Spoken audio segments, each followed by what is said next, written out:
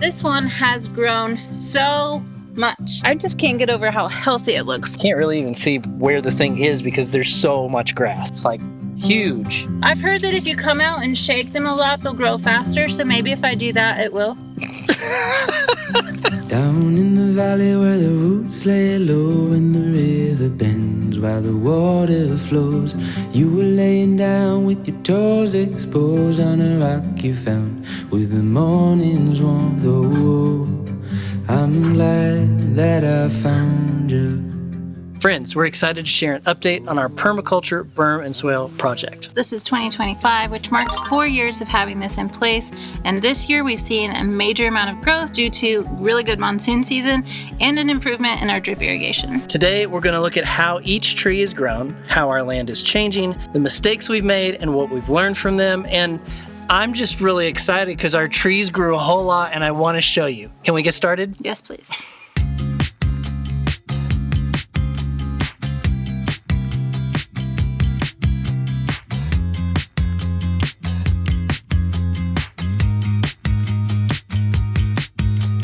If you're not familiar with the basics of a berm and swale, it's a depressed trench or swale on contour with your land that catches flowing water, as well as a mound or berm on the opposite side. By planting native trees along the berm, we can create fire and windbreaks, privacy screens, food forests, and even mulch and firewood over time. Their roots fortify the berm and allow us to catch, store, and most importantly, divert water during heavy monsoons to safe areas on the property. This means that we are creating more organic matter, which leads to the soil storing more water, which leads to sequestering carbon and reducing greenhouse gases. Plus, the concentration of the trees leads to increased diversity of wildlife and habitats, which creates a symbiotic relationship with our land. This particular berm and swale was strategically placed on our property to protect our house and divert the water overflow into a future swimming pond. And of course, to test to make sure it actually works before we did anything larger scale. Although I have to say, this is pretty large scale for a test. Yeah.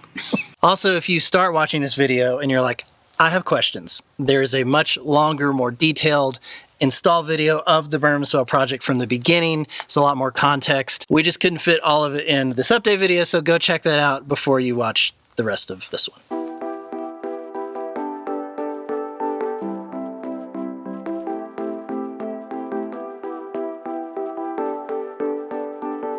Now, all the benefits of a berm and swale sound great, but we want to be very clear that this is not a new idea. Nope. These are very ancient techniques that are just getting noticed again because of all the shortages of water all around the world. So before we show you the really good progress that we've had over the last year on our berm and swale, we want to show you the long-lasting effects that berm and swales can have over decades. The idea behind a swale is to increase organic matter in the soil. When that water is captured and seeps down in, it can have a big impact over time. For every 1% increase in organic matter per acre, 20,000 gallons of water and 8 tons of carbon can be stored in the soil. In last year's update video, we shared 3 properties, each about 100 years old, that show a dramatic transformation permaculture projects like this can have over decades. 20 to 30 foot tall trees, dense, lush grass, and beautiful biodiverse areas. So we know it works, it just takes a while. Can we look at ours now? Yeah. Yeah, so we're going to take a look at the last 4 years of our berm and swale.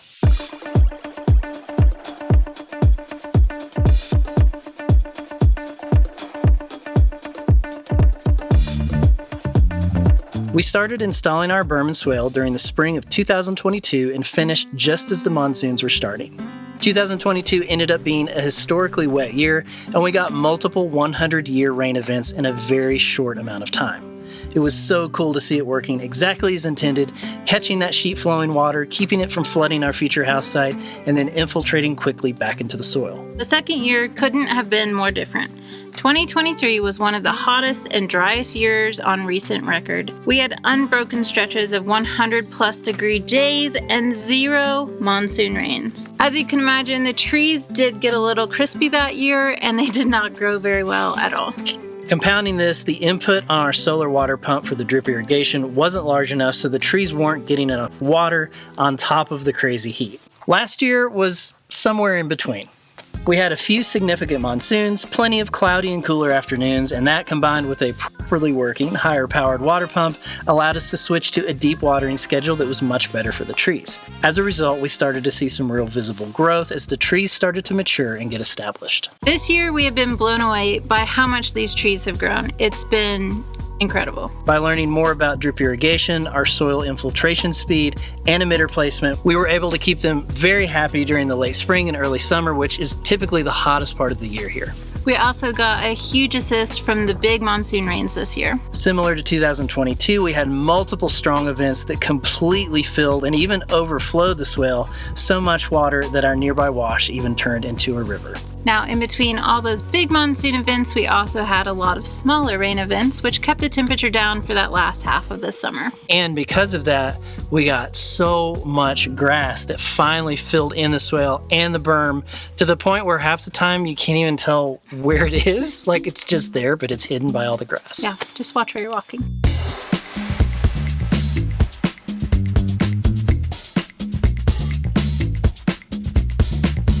Now, of course, that doesn't mean that everything was perfect. We are continuing to learn and realizing that our sandy soil does make it difficult to do deep water irrigation. I've been trying to research, like, how do you irrigate trees? And everything I found online is pretty much just like, until your trees are happy.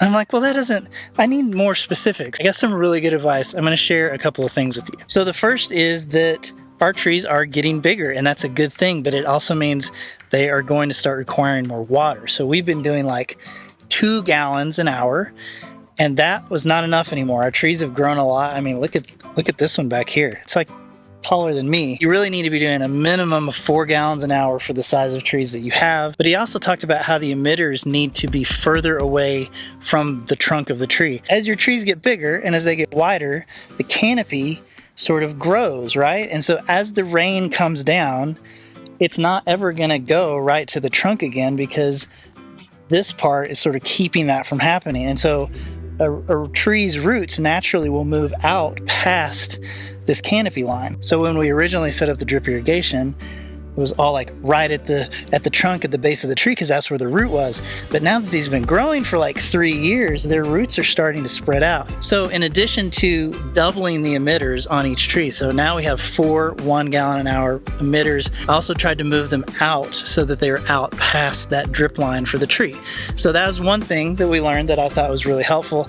The other thing that's actually not so great for us is that because we have so much sand in our soil, the way that we water needed to change. If you're watering your trees, you're drip irrigating, it's going down into the soil, right?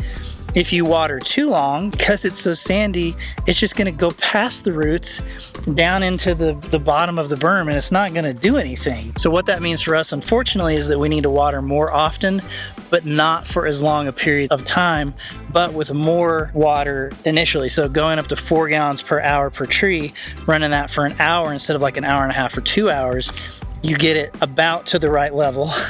And then you have to do that like every couple of days instead of like every week. At the end of the day, it just means we have to do a few more water runs every once in a while, and it's going to take a little bit longer to get them established, and they may not grow as quickly as they would in a more clay-heavy area. So we've been running this for a couple of months. We've made a few other upgrades. Our water pump is now powered by AC power instead of DC power. We're having a lot of trouble with voltage drop from such a high power pump and such a big water pressure tank. And as a little tiny upgrade, we have a Bluetooth enabled irrigation timer thing that you can control from your phone.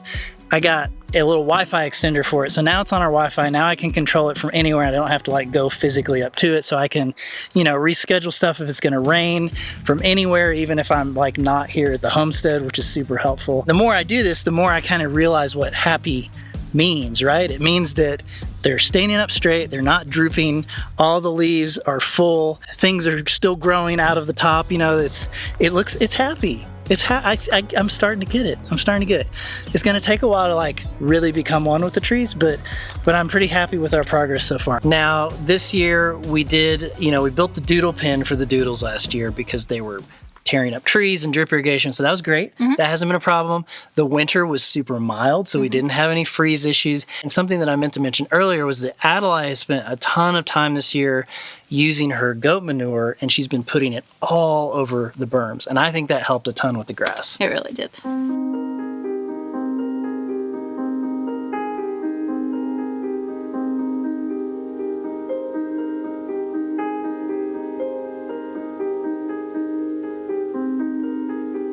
Okay, it's the time you've been waiting for. We're going to go through each of the trees in the Berm and Swale because we had our Tiny Shiny Tree Collective. They all sponsored individual trees, so we're going to give them an update. Some of these have grown quite a bit, while others kind of look the same. Yeah, it'll be fun to see which ones work and which ones don't. Yeah. You can see, though, you can't really even see where the thing is because there's so much grass. I've not had time to weed this berm or swale, so just ignore the overgrowth. That's okay. I mean, this is great. This is what we want. Number 1, the desert willow. Desert willows do really good here. They're native. They basically grow out of dead versions of themselves. So this one is doing good. I wouldn't say it's a little bit different from last year, and we'll show you what it looks like last year. So it's getting a little bit bigger. The trunk is definitely thicker.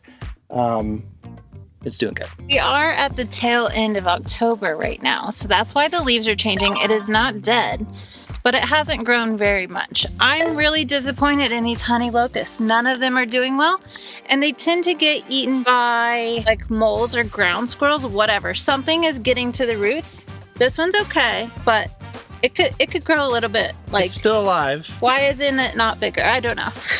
Number 3, cypress. This looks way bigger than last year. It's wider and it's taller.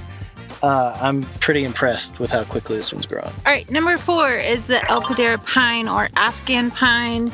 It has grown a lot. It looks very healthy. It's much taller than last year. And I just can't get over how healthy it looks. Some of them don't look this good, but this one is doing really great. Number 5, mulberry. This one, I mean, it looks pretty healthy, but I don't think it's that much bigger than last year. Maybe a little bit bushier and a little bit taller, but nothing dramatic. Number 6 is a eucalyptus. Guys, these are the best trees that we have had out here. They are by far the biggest and easiest to take care of. They just grow and you don't have to do a whole lot. So very happy with the eucalyptus. You'll see a common theme. All of them are huge except for one, but we'll get to that in a little bit. Number 7, hidden in the weeds, little desert willow. We transplanted a stem last year and it was pretty small and it hasn't really grown a lot, but just give it time. But it is healthy. Yeah, it's fine. Let's do its thing. Number 8 is a hackberry. This one looks really healthy. However, there is some kind of insect, I think it's a cutter bee, that is getting the leaves. This one looks better than another one that we have over near Adelaide's dome. Oh my gosh, whatever this insect is, it is going to town on this tree. Number 9, mulberry. This got hit really hard by a freeze. Not this last winter because it was a really mild winter, but the winter before that. So last year it looked really rough. This year it looks great. It's full, it's taller. All the parts that look like they were dead have come back, which is good. Number 10, original plant died. I can't remember exactly what it was. Also a pine tree that didn't make it. But we have put in a bird of paradise. These grow everywhere out here. It's kind of like a weed, but they are pretty when they get full and grown, and you can trim them up to look more like a tree, but I think they're more of a bush. We'll see. We'll see what happens. And also, it has grown so much. It was just a little tiny thing last year when we put it in, so very happy with the growth on that. Number 11, cypress. It is definitely wider. It's a little bit taller, but it's definitely filling out. So it's added a lot of size to it. It's just not super tall yet. Can we talk about this? Yeah, we're just basically walking through the snake grass right now, so we'll need to be careful. Number 12. This is a honey locust. Again, the leaves are changing. It is not dead. This one is actually doing better than the one that I thought was doing the best. So this is now the best. It has grown so much. Now everybody I've talked to says that these honey locusts should be growing so much. Way more than ours. Way more than what we are seeing, but this one, maybe it's gonna be the overachiever. I don't know. but it's definitely better than the others. 13, hackberry. This guy has actually grown a lot since last year. The trunk is way bigger, it's way, way taller, but it also has the problem with the leaves where the cutter beetle or whatever it is really working on it. Now, the stuff at the top looks really healthy and doesn't have any of that in it, but it's all like this lower stuff, so I don't know. Number 14 is no longer a tree. That one died, I think, the second year. So we put in a century plant. These things grow like crazy if you give them water, and we have been. So it has grown so much. You can kind of see. 15, honey locust. Not much taller, but it's a little bushier. So it is making progress. And it looks healthy. It looks real healthy. Yeah, it looks great. Trunk's thicker, but just not very tall. Oh, well. Okay, 16. The eucalyptus. You might guess that these are our favorite, and you'd be right. These grow so fast, so beautiful, and they're just really cool. If you look at the detail, they have this red line on the outside of all their leaves, and it's just super pretty, especially when the sun sets right behind it. You can see all the detail, and the green just looks in different shades. My favorite tree. Now, with this tree, we do need to do something. So you can see that it's leaning so much. Thanks, winds. We really need to put a metal stake in here and pull it back so that it can grow properly and not angled. It's kind of hard to tell, but up against this mesquite is number 17. It's a desert willow.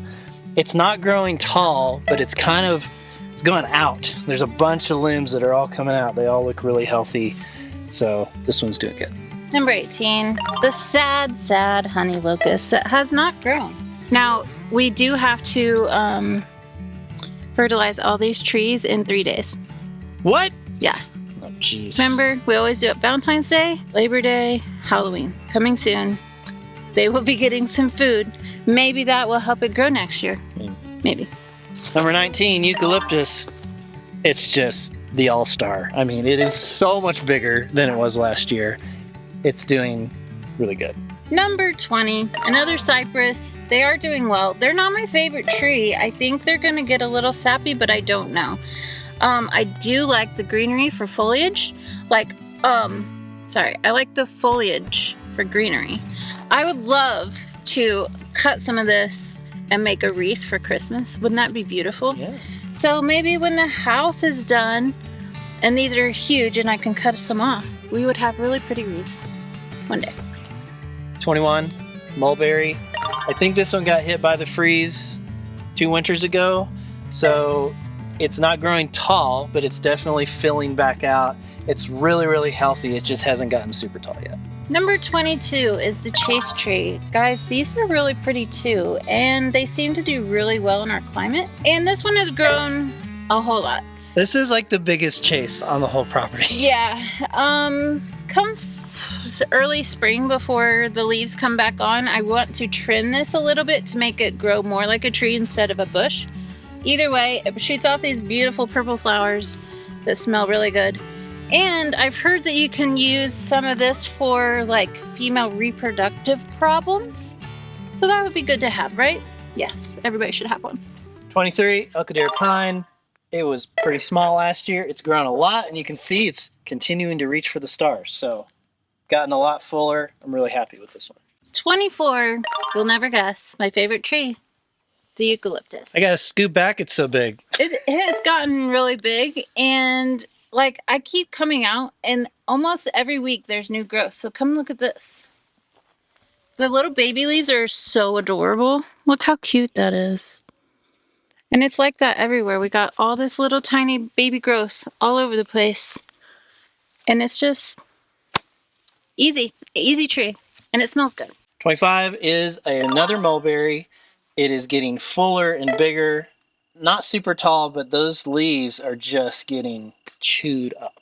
Number 26 has a great example of these purple flowers on this chase tree. They're doing so good, and it smells so nice. Have you smelled it? No. You should smell it. It's lovely. Number 27, cypress. This has made pretty good progress. It's definitely bigger and taller. You can see down below, though, this is our rodent problem that we keep dealing with. We still have not caught them.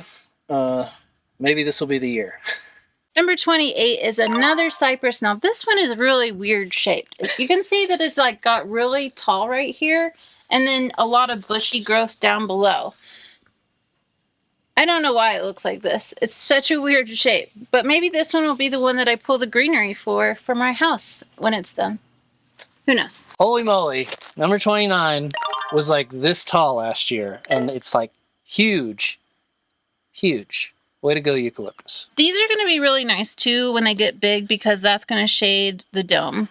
Yeah. So, happy with those. Number 30, Elkadir pine. This one, the trunk is way thicker. It has grown a lot this way, and it's a lot taller. So this is doing really good, but I can see these holes in the berm where all the trees are doing good is also attracting the rodents. So we need to work on it. 31, honey locust. The roots were destroyed by the rodents, so it's gone. 32 is the cypress. I'd say it's pretty close to the same size, maybe a little bit taller from Maybe last a little year. bit. Yeah. We added this cactus here that Adelai's been watering, which is doing really good. It's not even on a drip emitter. And then number 33, this was one of our mulberries. Mulberries are so weird. This one, you can see the one that we replanted last year, the tall one. That died. Did not make it, but all of like the roots out of it have actually grown really well. Like the trunks are really thick and they're all coming up out of it, so it lives. It was a male mulberry, so it shouldn't have been fruiting, but all the new growth is from below the graft, so that's probably going to be a fruiting mulberry. We'll have to see. Okay. We'll see. Number 34 is my favorite tree out of all the trees here. It is a eucalyptus, obviously, because they're my favorite. But this one has grown so much. I think it was just like my height last year. So you can see it's enormous. It has gotten bushier. The problem is it's also the cat's favorite tree. So if you look down here, they're kind of messing it up. It's their scratching post. So if anybody has ideas of what we can do to protect the trunks where the cats don't scratch on it, please let me know.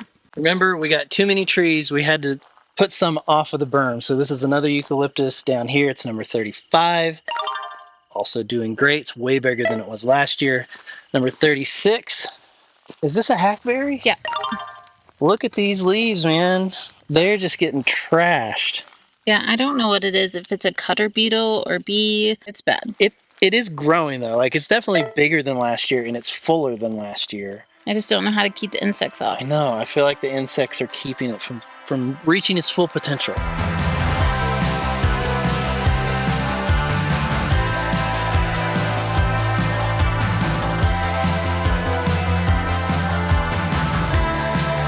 Number 35 used to be my favorite tree. This was the most beautiful, the healthiest. It was just a stunning, stunning mulberry. And then my parents came to visit, and my dad backed into it and broke it. So now it's this little tiny. Actually, it's doing really well. So, yeah, it like grew out of the broken. Yeah, it's grown really well actually. So I'm not mad, Dad. It's fine. Just maybe watch where you're backing up. So if we didn't say that was 37, the one that got knocked over. This is 38. It's another chased. Chased are doing so good. This is so much bigger than it was last year.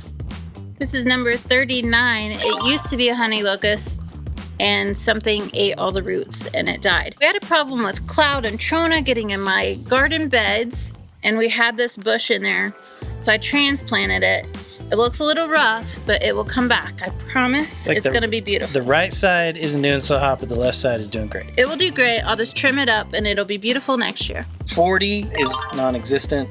We replanted a desert willow and I don't think it made it, which is weird. 41, oh shoot, I don't know what this is. It's got a tag on it, the orange. I think it's a Chinese elm. Yes, you're right. So 41 is a Chinese elm. It was really, really small last year, and it has grown a ton. Like, it's way taller and fuller. I know it's a little weedy over here, but it's doing really good. You know what else has grown? What? That house in the background. Yes. I was looking at video from last year, and we were at like course 7 or 8 last year. Crazy. 42 is a hackberry. We have seen a lot of growth on this tree, and even the trunk has like doubled in size.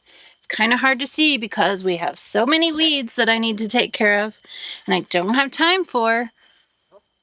But Anyway, just look how tall it is. Yes. Like, it just keeps going. It is and beautiful. It's going to be a really nice tree. I'm sure that the shower is making it very happy. Yeah, it's also making all these tumbleweeds very happy. 43, eucalyptus.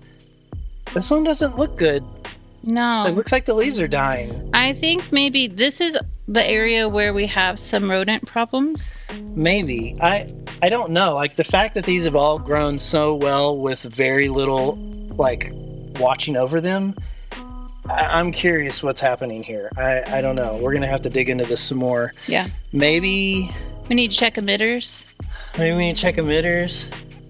Yeah, it does not feel good. It may not make it, which is a bummer because, like, that's a good sized tree. We'll replace it with another eucalyptus if it goes.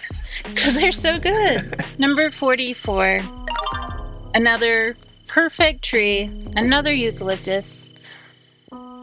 I mean, there's not much to say about it. It's beautiful. Look how good that trunk looks.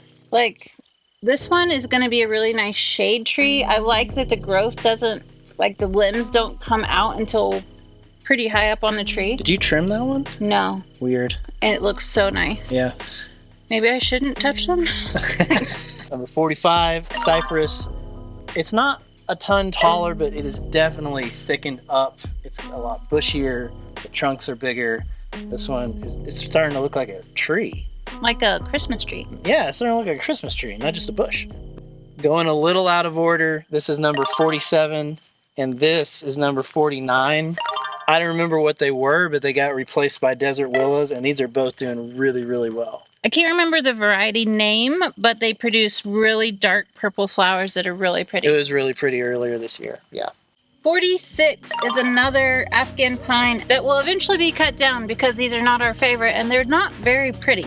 But it is doing very well and it has a lot of new growth. If you look closely, you can see all the different color of new growth. Number 48, another eucalyptus. This one's not as tall as the other ones. I've heard that if you come out and shake them a lot, they'll grow faster. So maybe if I do that, it will. 49, honey locust. This is one of the last remaining honey locust on this side of the Berm and Swale because this is where all of our rodent problems started and they just went after every single honey locust we had. For a while there, it was actually loose, like it had gotten to the roots a little bit, but now it's firmed back up. It's a little sad because we had one here and one on the opposite side and that one got eaten. Yeah. Oh well. All right, this is our little runt of a Afghan pine. I don't love them if we haven't said that enough. It is growing and it has so much new growth. All of this light blue stuff is new. So But it is happy. So short. It's very tiny. That's okay. We don't all have to be giants, right? 51, this is a eucalyptus that got hit by the frost year before last, and most of it disappeared, and then this is what was left, and it's regrowing. We had to trim it. It'll come back, and it'll be beautiful. 52 was our honey locust that we talked about earlier that got eaten by something. 53 is another pine. It's doing better. It's still growing. It's healthy. Don't love it. 34 is a eucalyptus. Very bushy, huge trunk, big trunk. Has a really big trunk. 55, cypress. It is just this one part has grown like a whole lot. So it's trying, and I appreciate it. I feel like probably the cage needs to go. Yeah. It's keeping it, it's restricting it. Maybe. Or it's fine. It's doing it. Number 56, chased. I'm surprised this one is still alive because there are holes all in this berm where that rodent was coming through, but it's doing really good. It has grown a ton. It's gotten really wide. It's gotten really tall. The chase has really taken off this year. 55 died, and I replaced it with a century plant. Now, this one has a ton of the little pups that are growing alongside that I need to transplant. So let's take a look at what they look like. That's 1, 2, 3, 4, 5. There's 5 that I need to relocate. It's huge. They're really good. I know. I don't remember planting that. That's a century plant over there. I think Adeline might have done it. I think there were the rodents kept like eating the drip line, and I think she added it because it was leaking there. Okay. I'm going to have century plants everywhere. 58, Belvedere pine has actually grown a lot. I mean, it's not crazy tall, but you can see a ton of new growth on it. And then 59, the cypress, kind of like that other one where it's got one that's going really tall and then the bottom is really starting to expand. So this one's doing really well too. Number 60 is a mulberry. The leaves are getting eaten by something, but the trunk and the new growth looks really healthy. I'm not sure how much I need to trim that. I need to do some research because we haven't gotten any mulberries. I know it's produced mulberries, all of them have, but I think the birds get to them before we do. Probably. Next one is another pine, new growth, a little bit taller, blah, blah, blah. It's just a pine. 62 was a honey locust. It got eaten. It just pulled right up out of the ground. I can take my century plant from over there and put it over there. Right. And then 63 is another mulberry. This one looks a little sparse. It looks really sparse. It could be that the roots have gotten eaten because, again, this was like where all the rodent problems started, was in this little section right here. It also probably doesn't help that we haven't pulled weeds. Yeah. And so, like... They could be drawing the moisture for sure. Yeah, absolutely. 64 is another beautiful eucalyptus that has an enormous trunk. Like, there's so much junk in that trunk. Like, look how big it is. 65 is a cypress. This one looks really healthy. Can you imagine if this has grown so much in like 2 more years and we can cut it down and have it as our Christmas tree? A real Christmas tree What in if the we desert? always planted our Christmas trees? That'd be cool. Yeah, that would be cool. And we cut them down and use them for firewood. 66, hackberry. This thing has grown crazy tall. Like, crazy tall. It's taller than I am now, which is pretty good. But it's still getting, the leaves are still getting eaten. Can you lift that top branch because it's bending over so it doesn't look like it's taller than you, but it definitely is. Okay. It is. Give it a little assist. Number 67. This is a smaller eucalyptus, but it is very bushy. I expect next year is going to be a giant. 68 is another eucalyptus. It's doing really, really well. I just love the white trunks. It's so pretty.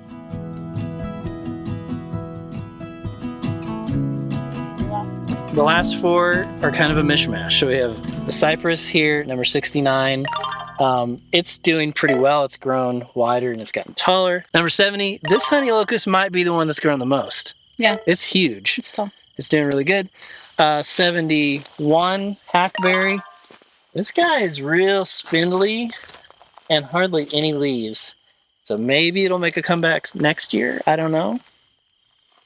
It's sad. Yeah. And then 72 is also looking pretty rough. I think we need to go through and check emitters again because these are looking like they're not getting enough water. Or something's getting the root. There's holes everywhere over here. Well, also we should say, like we said last year, there were 5 more trees that we put down in the cactus garden and they died last year. And we are not replanting over there because it's too far away from the water. And that's just how it is.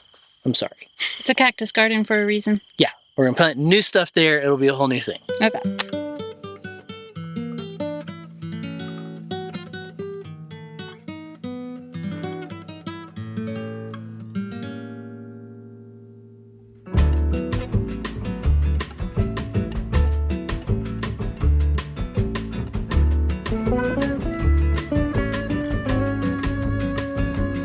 I still can't believe the amount of growth that we saw just this year. It really makes the previous 3 years feel worth it. It does. You're seeing progress. It feels like we're getting somewhere. Yeah. You just have to stay committed, make adjustments, keep learning, And eventually you'll start to see progress. Now, without fail, every single time we mention the Berm and Swale, someone asks, are you going to be putting in more? Of course we are going to. It's just going to be a while because all of our time, money, and energy is going into our house build right now. And as you can see, like we've put a lot of time and energy and money into this single Berm and Swale. Mm-hmm. So if we start making more on the property, we want to make sure we have the infrastructure to do that. So do it right. And do it right, right. I mean, eventually, like we said, it's going to overflow into hopefully a swimming pond that will be behind the house. And then we just have so many other ideas. We have lots of plans that we want to try too. You know, we might do something completely different, but on a smaller scale. Who knows? But we have to stay focused on our hyper adobe roundhouse because we need somewhere to live besides our trailer. Yep.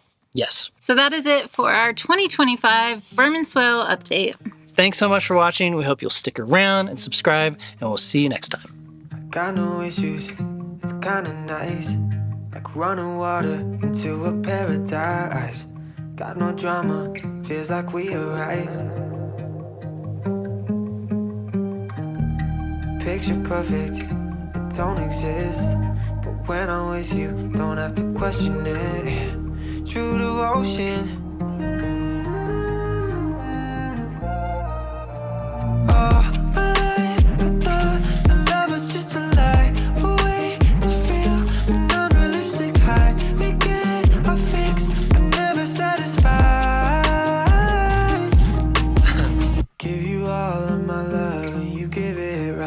I could fly, I could fall, I know you got my back. Never thought I would find someone to love like that. Like that, like that. I like that. We laugh till we cry to keep our love intact. Take a ride, turn them back so we can save on gas. Never thought I would find someone to love like that. Like that, like that. I like weekends, never leaving our bed. Office